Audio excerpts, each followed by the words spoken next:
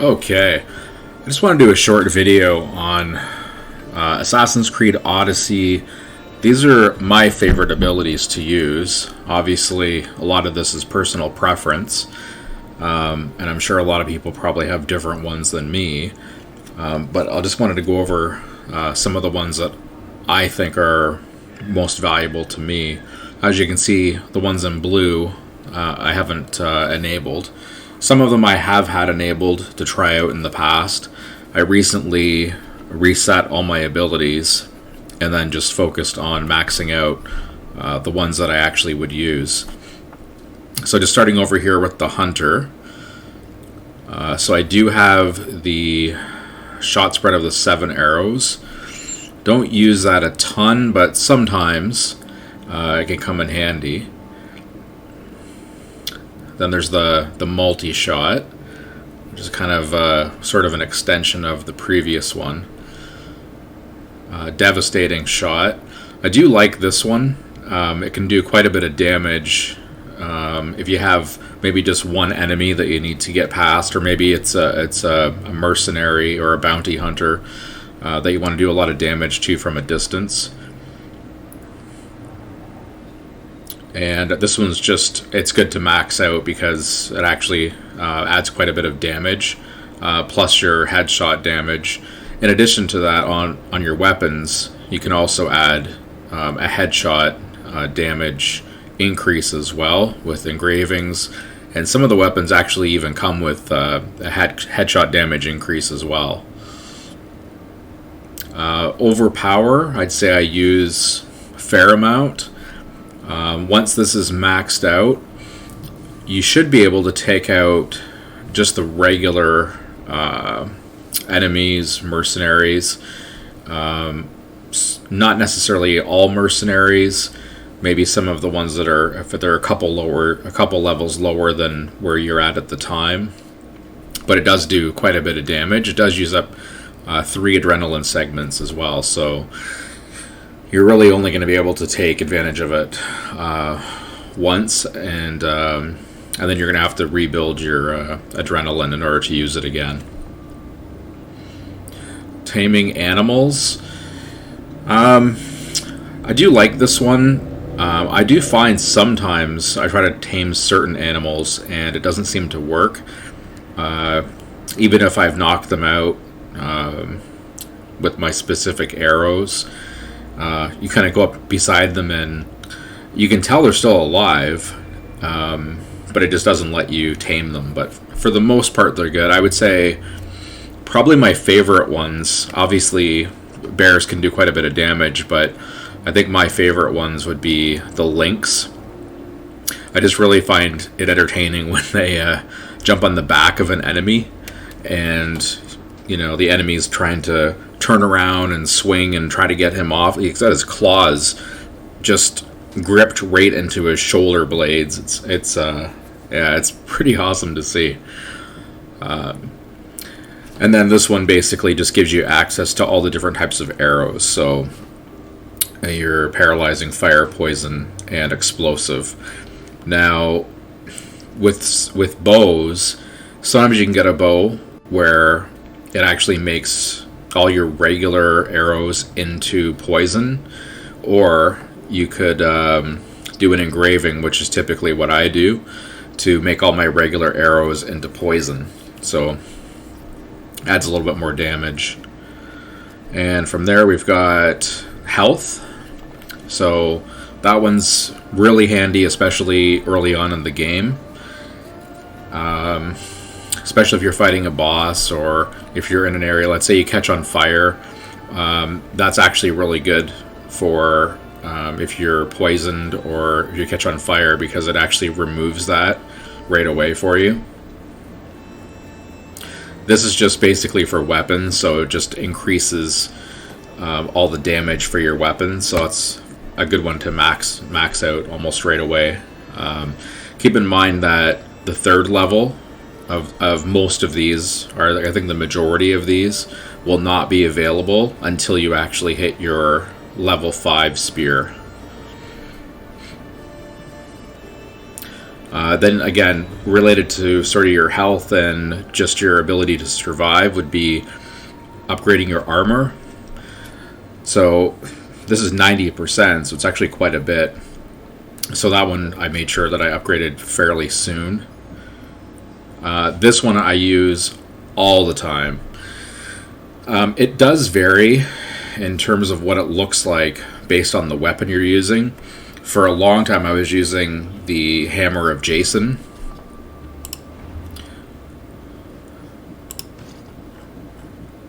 So this one here, I would recommend, if you have this, or if you don't have it, you probably should go get it, and just try the Overpower ability with this weapon.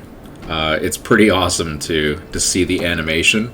So I've switched over now to Mallet of Everlasting Flame. So I've been using this one for quite a while. And I find, I should point out as well, for me anyway, I find that when I do use the my current weapon or the Hammer of Jason, I can just press R, and it just seems to automatically target my enemies. Whereas if I'm using a spear, it almost feels like I have to point it in their direction in order for it to take effect. This one I actually got not too long ago when I did my reset of my abilities. So basically this one's really good for a situation where, let's say you're fighting an enemy and you're pretty close to defeating them, but maybe your health has gone a bit low. If you can enable this, then you're basically unkillable at the time, and you're going to inflict 50% more damage. So it's a good way to finish off enemies. So this one I've used a fair bit, but probably not anywhere near as much as my Overpower. This one's really good, especially early on in the game. I don't really use Knockout, although that can be useful. If you have a high level enemy and you want to knock them out, you could actually try to recruit them so that they actually go on your ship as a crew member. But mostly I just use Assassinate. So that one's really good. The more that you level it up, the more likely it is that if you sneak up behind somebody and use Assassinate, that you actually will kill them. Whereas if you have it as a lower level, you might not kill them. It might just startle them, cause some damage, then they notice that you're there, and then you have to fight them. So this is the one I probably use more than anything else. It's basically, you launch your spear at somebody, and then you can chain it. So this, you do kind of have to point in the direction of whichever enemy you want to target. So it's really handy for situations where obviously you've got multiple enemies, and especially if you have enemies I find that have tamed animals. Like if they might have a lion or a lynx or a bear or something like that, then all of a sudden you've taken out their animal as well, which, because the animals attack a bit differently, they can pose some pretty big problems. And this one's basically for the kill shot. So this one's good to have because it actually will kill your enemy. So in conjunction with this, I would really recommend getting Death Veil. What happens is, when you kill somebody, if you don't have Death Veil, their body just stays there. And if somebody walks by and sees it, all of a sudden somebody's setting off the alarm, and you've got tons of people, coming to help out. You might have bounty hunters showing up, and then all of a sudden you're overwhelmed with all these enemies. So if you can get these together, then I think they make a really good pairing. And this is just sort of generic, but in situations where you might have a camp where there's a whole ton of enemies, if you do have some bushes you can hide in, then if you have this upgraded chances are they're probably not going to hear you, even if they're fairly close by. This one I use just sometimes. I find the overpower for me is better than this one, but once in a while I still use this one. Basically, it's just one strike, but it causes a lot of damage. And then lastly, my reveal secrets. So this gets upgraded. The only thing that really changes is the radius increases up to 30 meters. And the other thing it can highlight is if there's enemies around. And apart from that, that's all I have so far. I don't really plan on getting any other abilities through here. I did have the Ghost Arrows of Artemis. I didn't really find it too useful. At least I didn't really use it. So when I did my reset, I didn't re-enable it. So what I've decided to do is really focus on the ones that I have. As you can see down here, I really only have these 4.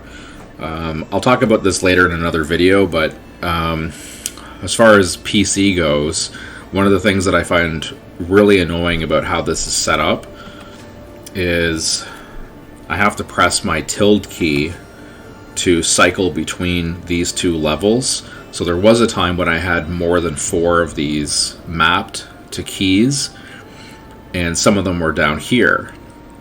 Problem is, you're in the middle of battle and you're switching over to your tilde key, and then you got to remember, which one do I have mapped to key number 1, 2, 3, or 4 on the second level.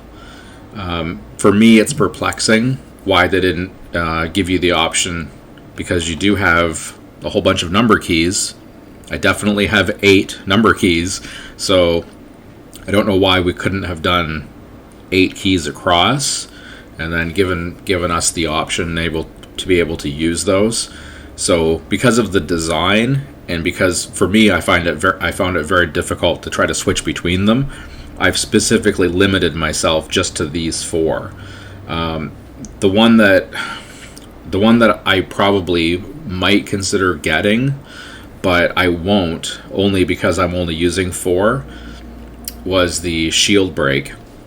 I found that much more useful actually at the beginning of the game, because you'd have quite a few enemies that would have shields, and when your damage isn't very high and you don't have special damage like fire and poison and things like that and overpower, and you don't have any real special abilities, and you're just basically using a sword, as you can see in the picture, when he's trying to swing the sword, it's really not causing any damage at all.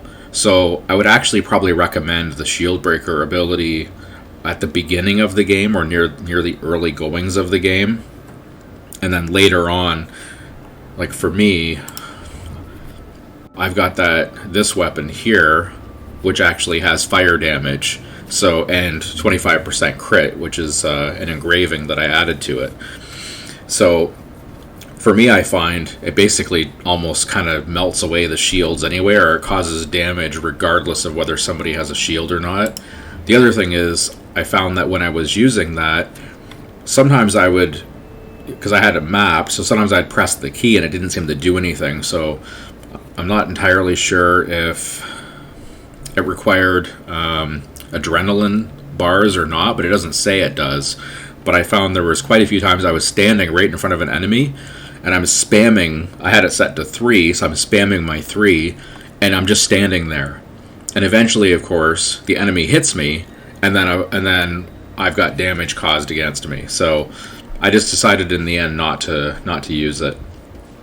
So what I do at this point, with everything maxed out, is this is opened up. If you haven't got here, it opens up later in the game, where you can actually just add to specific abilities, just generally. So I don't really find a whole ton of these super useful. I would probably, for me, I'm only going to really focus on my crit damage, my crit chance, and maybe headshot. I guess if you really like to use staffs or spears, you could focus on that. Ranged resistance is another one I would consider. just in case you're getting situations where somebody's shooting a whole bunch of arrows at you, especially if it's multiple arrows and if there are fire arrows. Other than that, there's these ones here that are very specific to certain abilities. Most of these I don't even use, so wouldn't find them too useful. But what I think I will do is I'll probably just keep increasing my crit damage, headshot, crit chance, and then I'll probably add a little bit maybe even damage on animals and range resistance, and then go from there. So like I said, these are just my personal ones that I really find useful. Some of the other abilities, if you look at the demos, they look kind of cool, like for example the Sparta kick, but I mean, it's not often you're going to see a guy standing on the edge of a cliff by himself. So for me, I didn't really think it would be something that would be too useful gameplay wise.